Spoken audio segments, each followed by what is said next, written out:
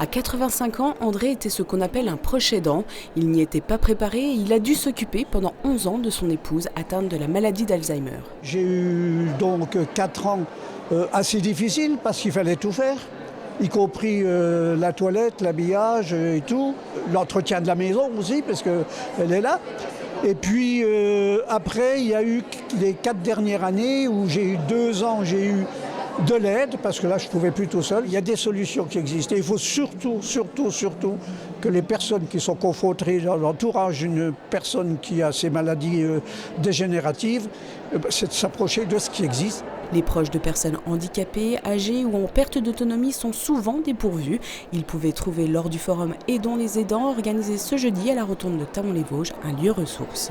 Les solutions, elles sont multiples, elles sont variées, elles sont en fonction du territoire sur les Vosges, de plateformes de répit sur les Vosges, une sur l'ouest vosgien, une plutôt sur le côté d'Ormiremont, des autres solutions au travers des accompagnements dans les EHPAD, dans les accueils de jour, des solutions auprès de la communauté 360 pour les personnes en situation de handicap. Il y a toujours un décalage avec les réalités du territoire, parce que il n'y a pas toujours les moyens humains, il n'y a pas toujours les moyens financiers, donc voilà, c'est ça qui pose problème. Le manque de moyens humains, Marilyn y est confrontée chaque jour. Elle a été contrainte d'arrêter de travailler pour s'occuper de son fils en situation de polyhandicap dans tous les gestes du quotidien.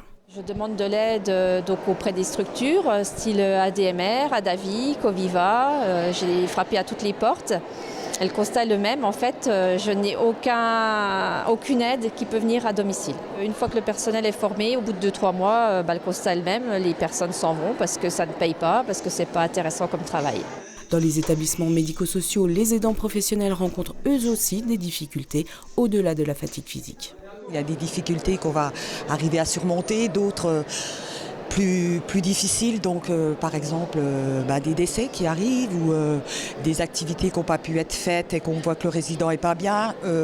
Pour moi, la plus grande difficulté, c'est aussi de ne pas comprendre ce qu'ils ressentent, c'est-à-dire au niveau psychique. On dénombre en France entre 9 et 11 millions de proches aidants, un chiffre sans doute sous-estimé. En avril, une proposition de loi venue des rangs de la majorité présidentielle sur le bien vieillir a été discutée à l'Assemblée pour promulguer des mesures de soutien supplémentaires. Mais l'opposition à gauche a jugé que le texte manquait d'ambition. Son étude a été reportée.